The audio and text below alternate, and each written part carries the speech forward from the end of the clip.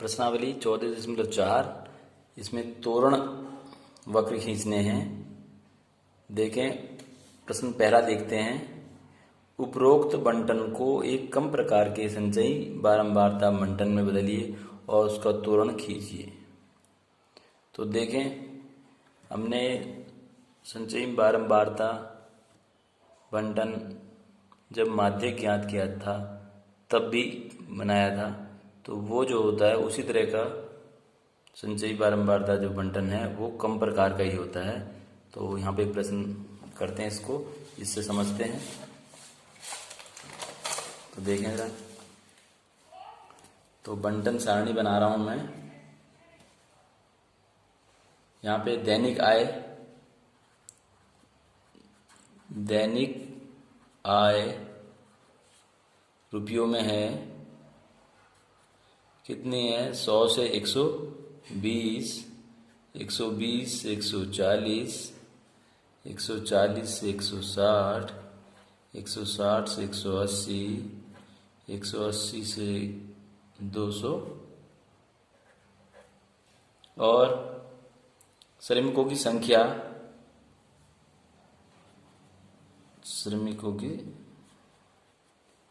संख्या यानी कि बारंबारता दी है। ये है 100 से 120 कमाने वाले 12 हैं, ये हैं 14, ये हैं 8, ये हैं 6 और ये हैं 10। अब हमको क्या करना है? कम प्रकार वाले में बदलना है इसको। तो यहाँ पे लिख देंगे हम कम प्रकार वाला। तो आय रुपयों में लिखते हैं, आय रुपयों में। तो क्या होगा? देखना, कम वाले में करना है तो ये लिया जाएगा, अधिक वाले में करना है तो ये लिया जाएगा। तो कम वाले में करना है तो हम करेंगे 120 से कम, फिर 140 से कम, 100 से कम भी दिखा सकते हैं वैसे। तो 100 से कम में 0 होगा, 160 से कम, 100 से कम में 0 क्यों होगा? 100 से 120 के बीच में कमाने वाले 12 मजदूर हैं, तो 100 रुपये से कम कमाने वाला तो कोई है ही नहीं। तो 160 से कम, फिर 180 से कम और ये हो गया 200 से कम। अब देखें, 100 से 120 के बीच में कमाने वाले कितने हैं? 12। तो इसका मतलब 120 तो यहाँ गिना जाएगा, यानी 119 रुपये तक कमाने वाले 12 हैं। तो 120 से कम कमाने वाले कितने हो गए? 12। ठीक है, ये कहते हैं बारंबारता हो गई श्रमिकों की या उनकी संख्या, श्रमिकों की संख्या। और इस तोरण खींचने के लिए इसका जो बिंदु होगा वो क्या होगा? देखें, 12, 120 से कम और ये 12, तो 120 और 12 ये तोरण में बिंदु होगा। फिर यहां देखें कितना है? 14 कितने हैं? 140 से कम कमाने वाले और 120 से ज्यादा। तो 140 से कम कमाने वाले कौन होंगे? जो 120 से भी कम कमा रहे हैं, वो भी तो 140 से कम ही कमा रहे हैं। तो इसका मतलब 12 और 14 को जोड़ देंगे। तो जैसे मैंने पहले भी बोला कि इस तरह की संचयी बारंबारता अपने माध्यक में भी बनाई थी, तो कम प्रकार वाली बनानी है तो उसी तरह से बनानी है, यानी 12 और 14 26, 26 और 8 34, 34 और 6 40, 40 और 10 50। ये समझ सकते हैं कि जो लोग 120 रुपये से कम कमा रहे हैं, यानी कि 12 लोग, तो वो लोग 140 से भी तो कम ही कमा रहे हैं। तो 140 से 120 में कमाने वाले, इसके बीच में कमाने वाले कितने लोग हैं? 14। तो 140 से कम कमाने वाले कितने हैं टोटल? ये दोनों, इन दोनों का योग। ऐसे ही 140 से 160 के बीच में कितने कमा रहे हैं? 8 लोग। लेकिन 160 से कम कमाने वाले कौन से हैं? जो 120 से कम कमा रहे हैं, वो 160 से कम होगा ही होगा अपने आप। 140 वाले भी 160 से कम ही है, तो यानी इन तीनों का योग। तो इस प्रकार जो तोरण वक्र के लिए बिंदु होंगे वो क्या होंगे, यहाँ पे ये 26 हो गया तो 140 और 26। तो ये तो हमको एक्स अक्ष का बिंदु बताएगा, और जो हम संचयी बारंबारता बना रहे हैं कम प्रकार की, वो वाई अक्ष का बिंदु बताएगा। ये हो गया 160 और 34। फिर 180 और 40, 200 और 50। तो ये बिंदु हमारे पास हो गए। अब हमको खींचना है तोरण, तो इन बिंदुओं को ध्यान में रखते हुए, तो ये वक्र के बिंदु हैं। तो हम क्या करेंगे, देखें ये एक्स अक्ष है, इसको एक्स अक्ष ले लेते हैं, किताब हटा ही देते हैं, बिंदु सारे दिखने ही चाहिए। तो ये बिंदु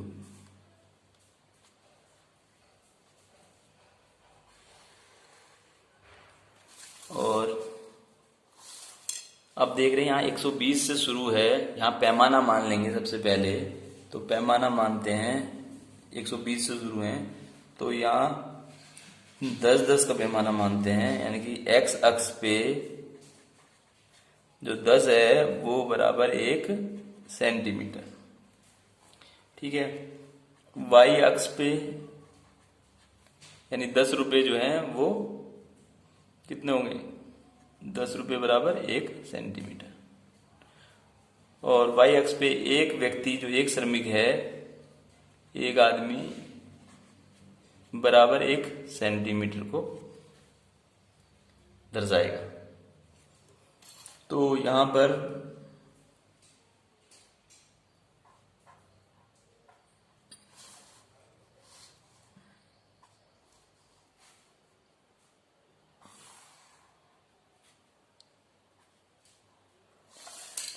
ये जिगजैग मैंने बनाया है, इसका मतलब ये है कि यहाँ पर 0 रुपीज हैं और ये खींचेंगे लंबा तो 10 रुपये, 20 रुपये, 30 रुपये, 40 रुपये, 50 रुपये, 60 रुपये पूरा आएगा। लेकिन मैंने इसको सिकोड़ दिया है तो 0 से लेकर के 100 तक यहीं आ चुके हैं। अब अगला बिंदु 1 सेंटीमीटर, ये 100 पे हो गया, एक अगला 110 पे हो गया, अगला 120 पे हो गया, ये अगला 130 पे हो गया, ये 140 पे, ये 150 पे है, तो ये 160 पे, 170 है तो ये 180, 190 है तो ये 200, ये 210 है तो ये 220। तो 0 से लेके 90 तक इसके बीच में आ गए हैं। इसका मतलब ये यहाँ पे देखें, ये 1 श्रमिक है, ये 2 श्रमिक है, ये 3 श्रमिक है, ये 4 श्रमिक है, ये 5वां है, ये 6ठा है, ये 7वां है, ये 8वां, ये 9वां। लेकिन हमारे पे श्रमिक कितने हो रहे हैं, 50। तो यहाँ पर भी मैं पैमाना थोड़ा सा बदल दूंगा क्योंकि यहाँ 50 हमारे पूरे नहीं हो पाएंगे। तो यहाँ पैमाना लेता हूं मैं 10-10 का पैमाना ले लेता हूं यहाँ पे भी। तो 10 आदमी बराबर 1 सेंटीमीटर। ठीक है, तो ये 10, ये 20, ये 30, ये 40, ये 50, ये 60, ये 70, ये 80, ये 90। तो ये जानबूझ के समझाने के मैंने ऐसे लिया ताकि आप समझ जाएं, क्योंकि अगर मैं एक एक के हिसाब से लेता हूं तो 50 लोग बाहर चले जाएंगे। ऐसे ही यहाँ पे अगर मैं 10-10 में ड्रॉ करता तो ये बाहर चले जाता, तो इसलिए मैंने इसको यहाँ श्रिंक करके दिखाया है। अब जो है यहाँ बिंदु देखेंगे 120 और 12। तो देखें 120 कहाँ पे है, ये है एक्स अक्ष पे 120 और वाई अक्ष पे 12। तो 10 और 20 के बीच में कितने निशान हैं, 10 हैं। तो हम देखेंगे यहाँ पे 10 निशान में हम एक पहला 11 होगा, दूसरा 12। तो 120 की सीध में देखेंगे यार, यहाँ 12 की सीध में देखेंगे तो 120 में यहाँ पे 2 अंक ऊपर यहाँ पे ये बिंदु हो गया, ये होगा, इसके निर्देशांक होंगे 120 और 12, ये बिंदु है। फिर है 140 और 26, 140 ये है, 26 कहाँ होगा, 20 और 30 के बीच में 10 निशान हैं, तो गिनेंगे 21, 22, 23, 24, 25, 26, तो यहाँ पे आराम से हमको दिख जाएंगे। आप ग्राफ पेपर में देखेंगे अपने ठीक से। तो 120 के बाद 140 में सीध में 20, 25 और ये 26, तो 140 और 26 ये इस बिंदु के निर्देशांक। फिर 160 और 34, 160 ये है, इसकी सीध में देखना है, और 34 कहाँ होगा, 30 और 40 के बीच में 10 खाने हैं, तो चौथा खाना गिन करके, तो यहाँ पर 30 और ये हो गया चौथा खाना, इस बिंदु के निर्देशांक हो गए। यहाँ पे नीचे लिख देता हूँ इस वाले को आपकी बार, 160 और 34। फिर 180 और 40, 180, 40 तो सीधे दिखाई दे रहा है हमको, ये हो गया 180 की सीध में देखेंगे और 40 की सीध में, तो ये हो गया 180 और 40 इस बिंदु के निर्देशांक। फिर है 200 और 50, तो 200 देखें और ये 50, तो इसके निर्देशांक हो गए 200 और 50। अब हम इनको स्केल से मिलाएंगे।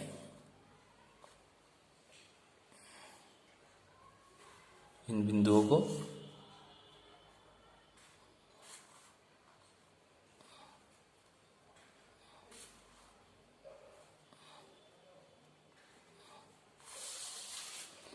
तो आप ध्यान रखेंगे, ये आप सब ये पेंसिल से करेंगे, यहाँ पे स्पष्ट दिखाई दे इसलिए स्केच पेन का प्रयोग किया है। तो ये निर्देशांक 180 वाला है और 40, ये 160 और 34 वाला है। तो इस तरह से ये कम प्रकार का तोरण हमने खींचा है।